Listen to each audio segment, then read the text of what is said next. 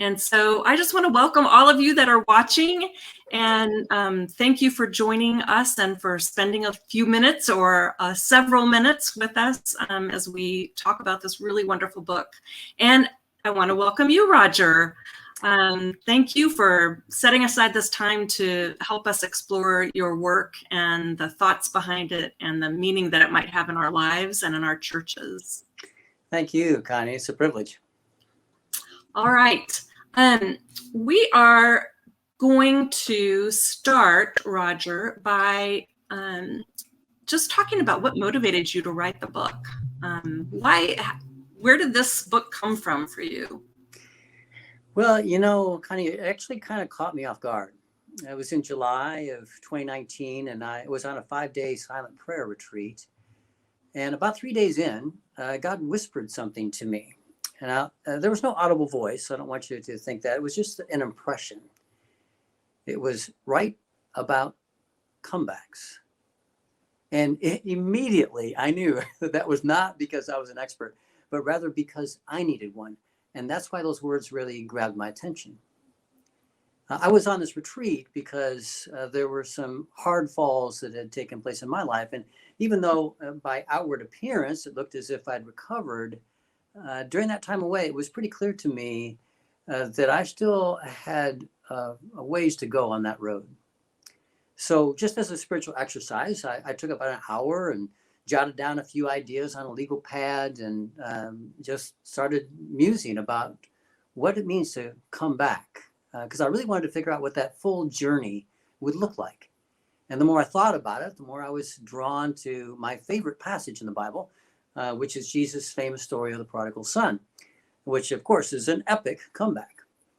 So that was good. I mean, I had kind of an initial framework of the journey. I had a sense of what maybe God was whispering to me about, and I kind of left it there, went on to other things, frankly.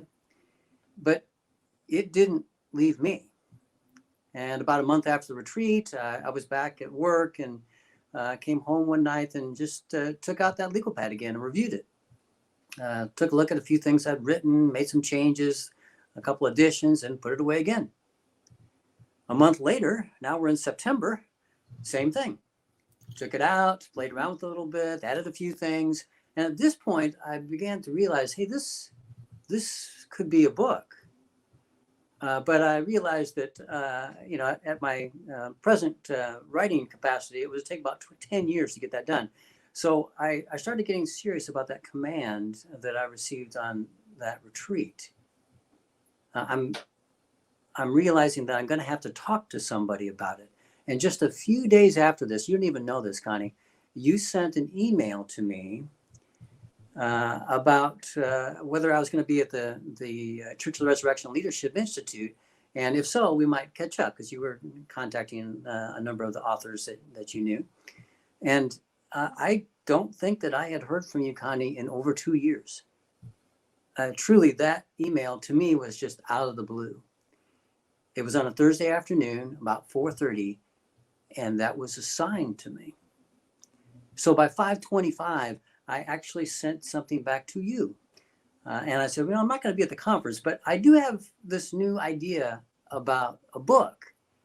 And I threw it in there, like all 5 paragraphs, really short paragraphs. One of them was just a sentence. This was an outline at best. And I'm thinking to myself, she is never going to go for this. This was not really an elevator pitch. This was more like a revolving door pitch. It was kind of in and out. Boom, it was over. But to my total surprise, you liked it. And by October, I was writing a book. It was completely the opposite experience of what I went through in getting my first book published with you, Connie. That was like breaking into Fort Knox, all right? This was easier than falling off of a log. I mean, I couldn't believe all these doors were opening so remarkably before me. I thought maybe somebody had drugged you. I wasn't sure. But nevertheless, as I was kind of reflecting on this in the midst of that whirlwind, I knew that I needed to do this for my own spiritual life and growth, for the kind of healing journey that I needed to go on. But for reasons I didn't completely understand, and I'm not sure that I do completely even yet, I thought, God must really want me to write about comebacks. So that's why. Yeah. I love that story, and I feel so privileged to have a little part in it. And just,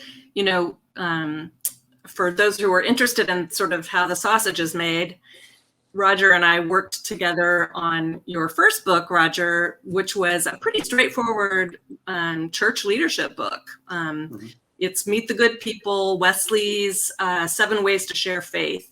A really excellent book, but it's, as I said, a straightforward leadership book. And so when I got that email from you with this other book idea, it was a little bit out of left field, but I too sort of felt like, oh, there's something here that needs to be